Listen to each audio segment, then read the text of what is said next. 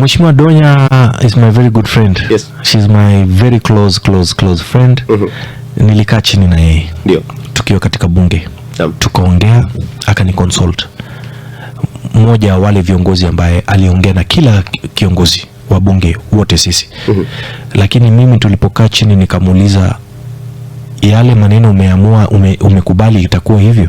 Akaniambia mheshimiwa, katika hii dunia ni kujituma na kujaribu. Sure. Niko na imani na Nyasaye yuko na niko na imani kabisa safari watu wa Bonchari watanipa nafasi. Ndio. Nikamwambia you have my blessings kama mjumbe mwenzako, you have my support and I wish you the best, and she's our candidate for the broad based.